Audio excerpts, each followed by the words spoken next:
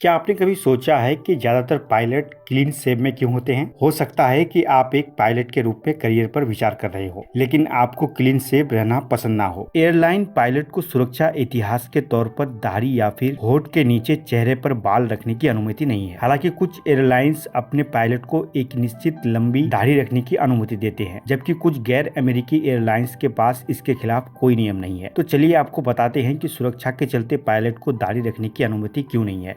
Airline pilots को उड़ान के दौरान कुछ पॉइंट्स पर सप्लीमेंट ऑक्सीजन मास्क पहनना होता है। ऐसा तब होता है जब विमान में कभी भी दबाव 15,500 फीट से ऊपर होता है, या यदि दो पायलट में से कोई एक अकेला विमान उड़ा रहा है। इसे लेकर तर्क यह दिया जाता है कि यदि ऑक्सीजन मास्क का उपयोग करते समय पायलट की दाढ़ी होती है तो जोखिम यह है कि उसके चेहरे के बाल मास्क को कसकर फिट नहीं होने देगी और इस प्रकार पायलट की ऑक्सीजन की आवश्यकता पूरी नहीं हो पाएगी। विमान उद्योग में इस बात पर बहस चल रही है कि यह कितना सच है, लेकिन जब यात्रियों और चालक की सुरक्षा को खतरे में डालने की बात आती है तो अधिकतर एयरलाइंस बहुत रूढ़िवादी हो जाता है। यदि कोई आपात स्थिति उत्पन्न होती है तो पायलट को अपने ऑक्सीजन मास्क लगाने में सक्षम होना चाहिए। इसके साथ ही उन्हें यात्रियों की सुरक्षा बनाए रखने के लिए वो सब कुछ करना चाहिए जो वो कर सके। ध्यान देने वाली बात यह है कि किसी भी विमान के पायलट पर्याप्त ऑक्सीजन के बिना ऐसा कुछ नहीं करने में सक्षम नहीं हो सकते हैं। हाल ही में कनाडा में साइमन फ्रेजर यूनिवर्सिटी ने ऑक्सीजन मास्क का उपयोग करने की कोशिश करते समय दाढ़ी रखने के प्रभाव पर भी परीक्षण करने के लिए एक अध्ययन किया। उन्होंने परीक्षण विषय के